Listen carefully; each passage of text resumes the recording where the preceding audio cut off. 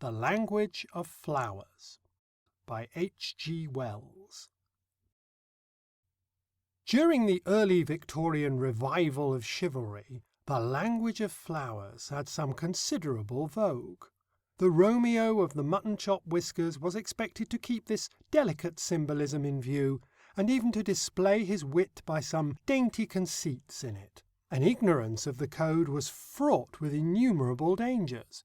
A sprig of lilac was a suggestion, a moss-rose bud pushed the matter, was indeed evidence to go to court upon, and unless Charlotte parried with white poplar, a by no means accessible flower, or apricot blossom, or failing these dabbed a cooling dock-leaf at the fellow, he was at her with tulip, heliotrope, and honeysuckle, peach blossom, white jonquil, and pink, and a really overpowering and suffocating host of attentions. I suppose he got at last to three-cornered notes in the vernacular, and meanwhile, what could a poor girl do? There was no downright "no" in the language of flowers, nothing equivalent to "go away, please," no flower for "idiot."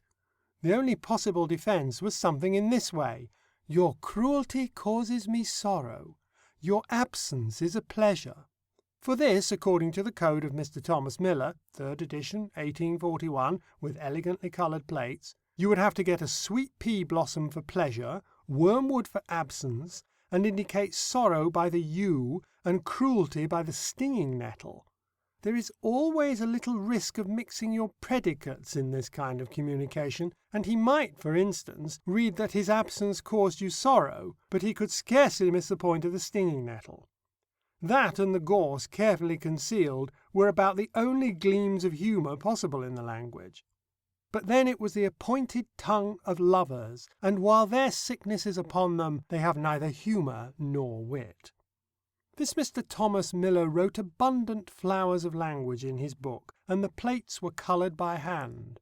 By the by, what a blessed thing colour printing is! These hand-tinted plates, to an imaginative person, are about as distressing as any plates can very well be.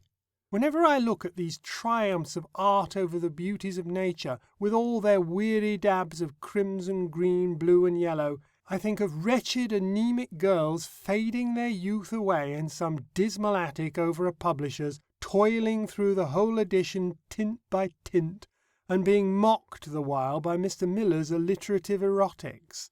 And they are erotics. In one place he writes, "Beautiful art thou, O broom, on the breezy bosom of the bee-haunted heath," and throughout he buds and blossoms into similar delights. He wallows in doves and coy toyings and modest blushes and bowers and meads. He always adds "wonderful boy" to Chatterton's name as if it were a university degree, W.B., and he invariably refers to Moore as the Bard of Erin, and to Milton as the Bard of Paradise, though Bard of the Bottomless Pit would be more appropriate.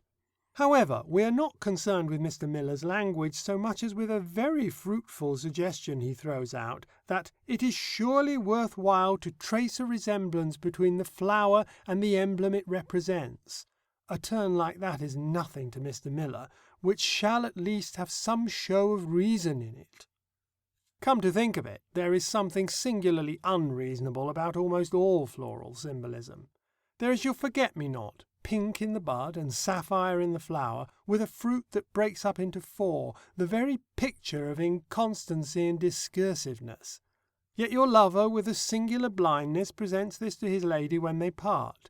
Then the white water-lily is supposed to represent purity of heart, and, mark you, it is white without, and its centre is all set about with innumerable golden stamens, while in the middle lies, to quote the words of that distinguished botanist Mr. Oliver, a fleshy disc.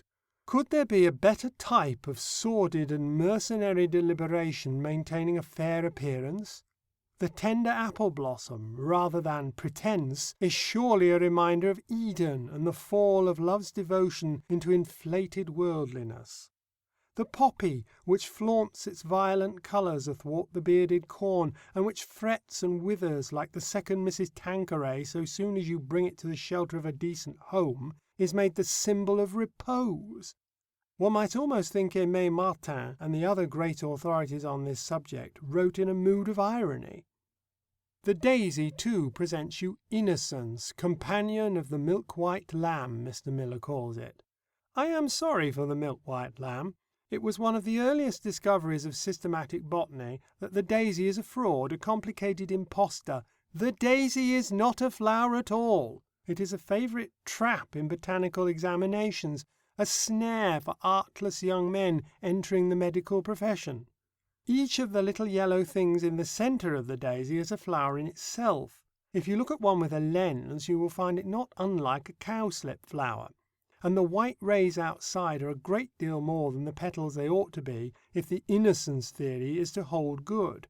There is no such thing as an innocent flower. They are all so many deliberate advertisements to catch the eye of the undecided bee, but any flower almost is simpler than this one.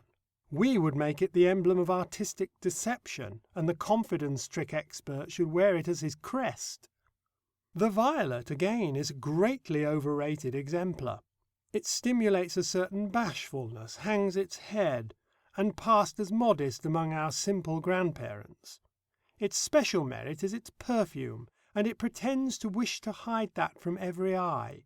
But, withal, the fragrance is as far-reaching as any I know. It droops ingenuously. How could you come to me, it seems to say, when all these really brilliant flowers invite you? Mere fishing for compliments. All the while it is being sweet to the very best of its undeniable ability. Then it comes, too, in early spring, without a chaperone, and catches our hearts fresh before they are jaded with the crowded beauties of May. A really modest flower would wait for the other flowers to come first. A subtle affectation is surely a different thing from modesty.